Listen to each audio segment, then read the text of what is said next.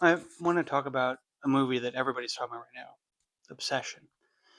I want to talk about how I think Obsession is a better horror movie than The Exorcist. I think it's a better possession movie than The Exorcist. Let me tell you why. I think Obsession is a better depiction of how possession works in our actual lives.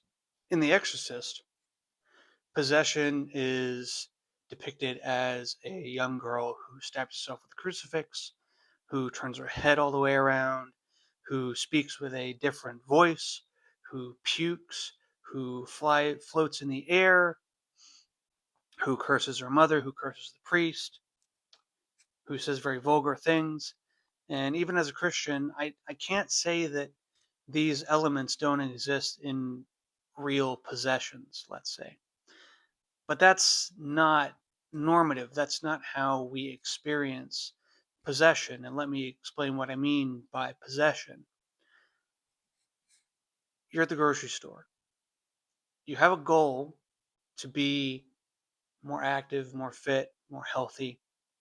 You're walking around and you see the bag of potato chips and you see the box of Oreos and you think to yourself, wow, I want to, no, I won't get them. I won't get them. I don't need them. I don't need that. No. And then other part of you, something else says, yeah, but don't you love Oreos? And you just got some milk. Wouldn't it be nice to have some milk and Oreos? Oh yeah, but you still got some dip left in the fridge. Wouldn't those chips be really great with some dip? Oh, that other flavor, those are cool. I've never had those. Wouldn't it be great to try those? Don't you want to have those? Yeah, let me pick those out. Oh, if I have 2 bags of chips, the dip I have left in the fridge isn't going to be enough. So I'm going to need to get another case of dip to make sure that goes well with my chips. Because I can't buy these chips for dip and not have any dip.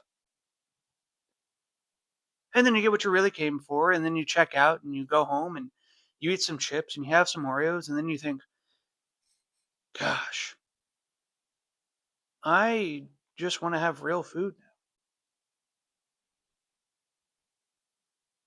What was I thinking when I bought that stuff? That's a good question. Or, I know that's real because that happened to me this afternoon, a couple hours ago. Or you get overtaken by lust.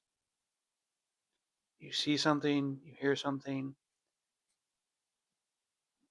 it goes by on the phone, in real life,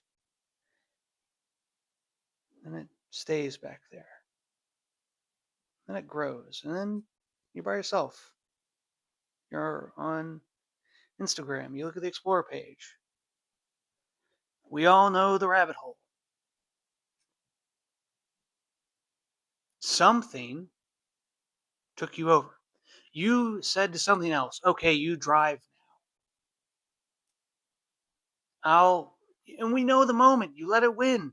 You pick up the chips, you go to the thing, you look at the site, anger is the one that's the most overt, the most apparent in the moment to all of us. You get angry, you shout, you have the moment, you have the blowout, and later you stand there, you sit there, maybe 5 minutes, maybe half an hour, maybe an hour later, and you go, man, I wish I hadn't said that. Man, that was real mean. I hurt that person, and I feel bad about it. And then you go to them and you might say something like, I don't know what came over me. I don't know what came over me. That wasn't me. I wasn't myself for a minute there. You, who were you? What were you? Who took you over?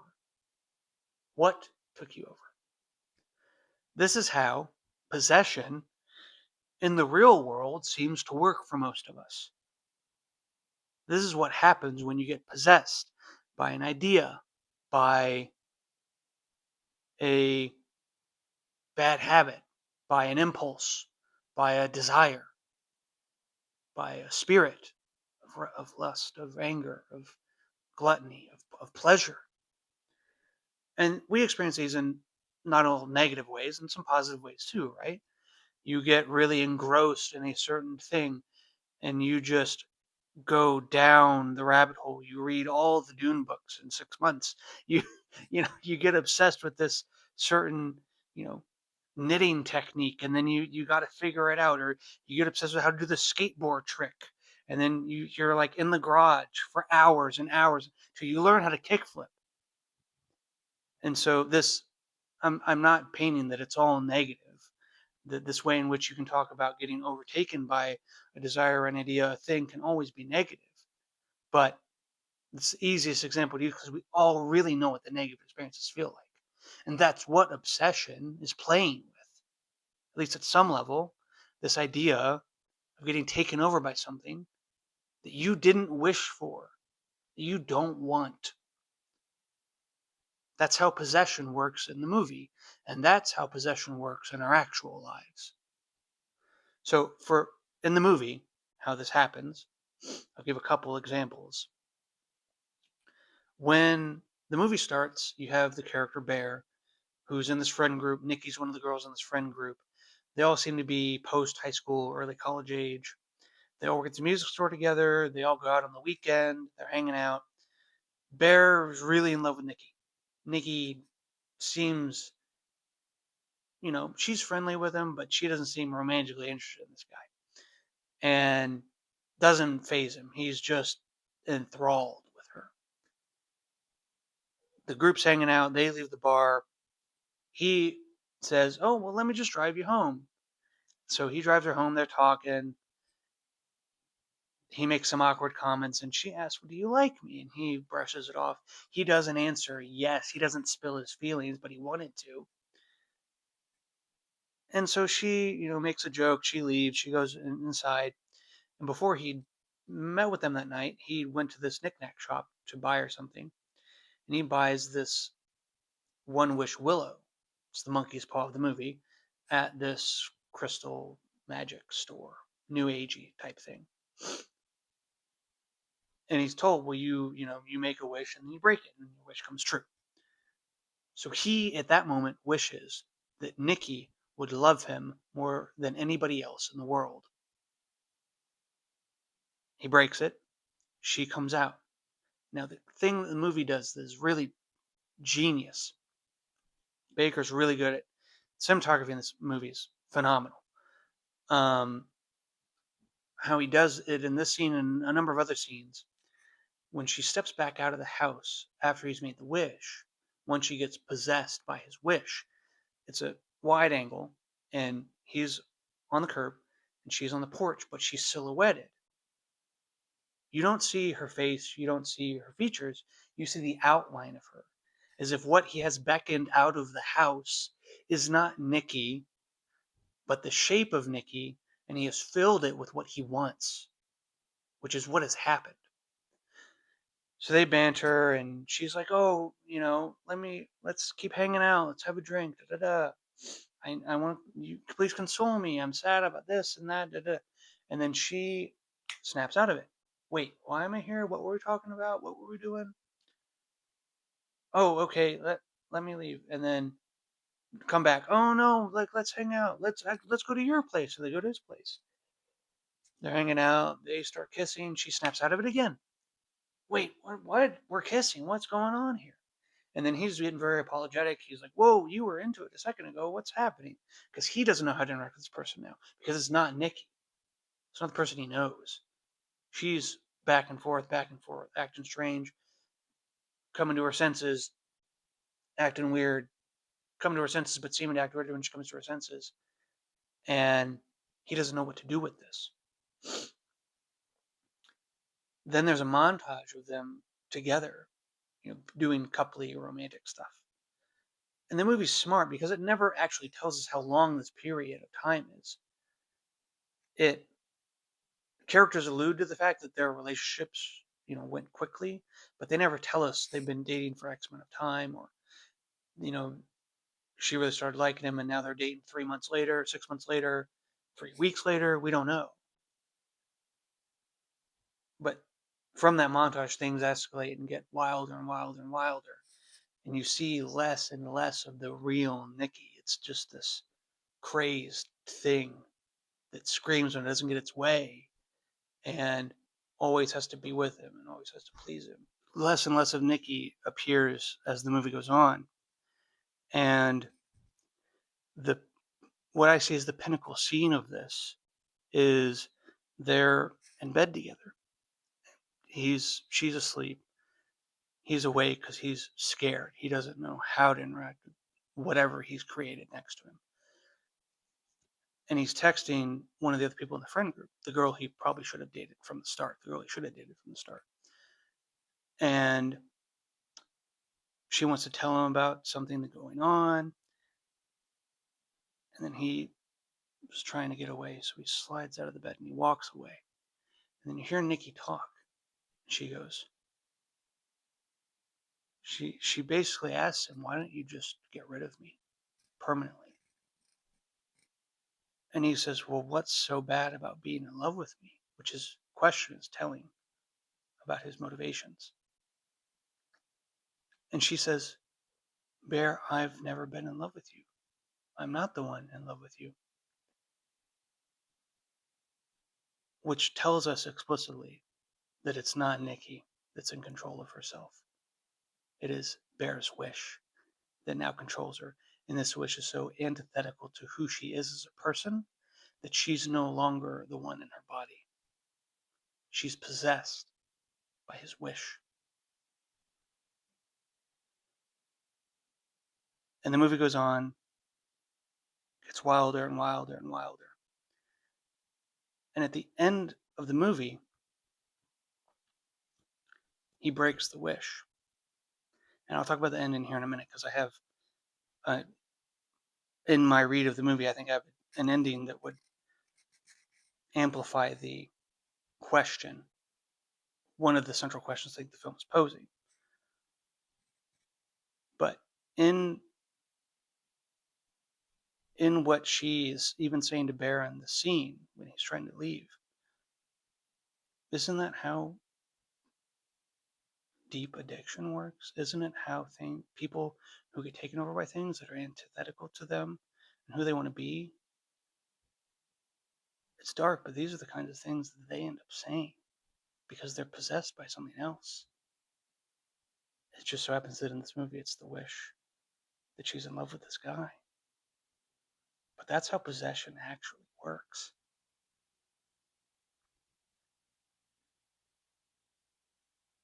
So that's why I think Obsession is a better possession movie than The Exorcist.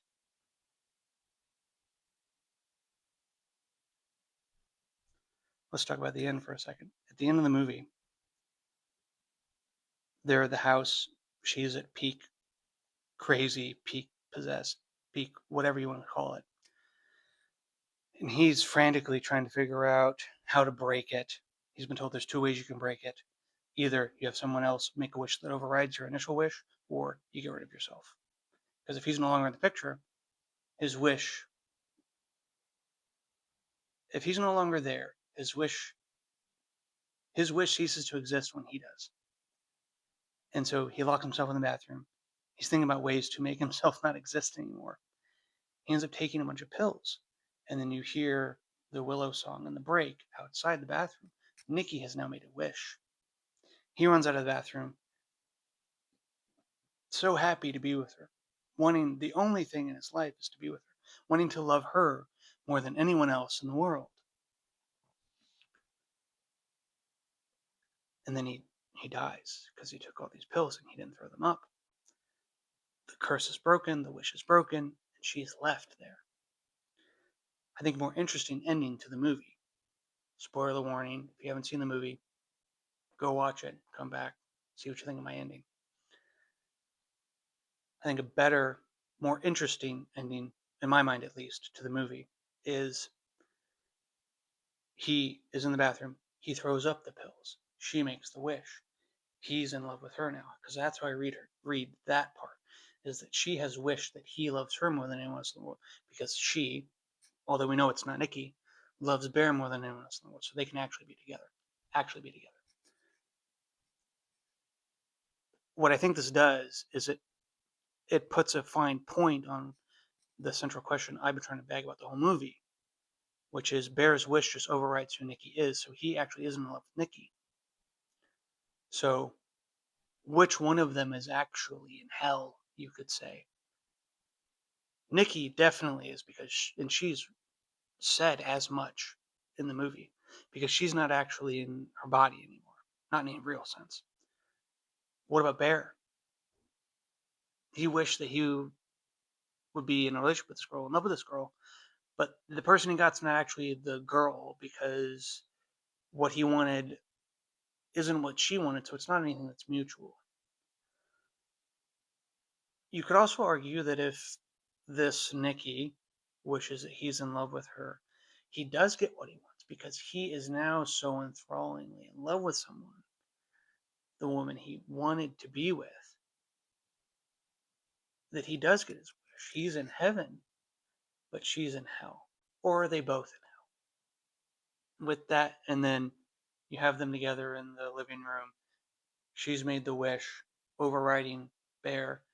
She has to stay in the state in which she is. So the question is, are they both in hell? Is one of them in heaven and one of them in hell? What is the makeup of this situation, given that they both now made wishes that override each other's wills? Fade out, cut to black, end a movie.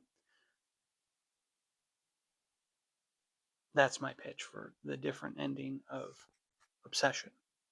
But all this is to say, I think Obsession's interesting.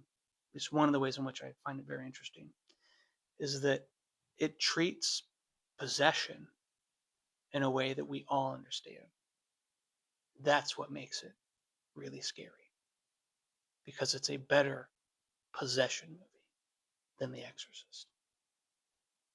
Thanks for watching. Let me know your thoughts in the comments. Do you like my ending? Do you dislike my ending? Do you think my theory's cuckoo? I know I'm not the only person with this kind of read of the movie. I've heard it talked about here and there, but it is not a main point that people are making about what the movie is speaking to, that I think is a large part of why it's hitting home with a lot of people. And so I wanted to offer this up. I know it's not original, but I wanted to become part of the conversation here. Thank you very much for watching.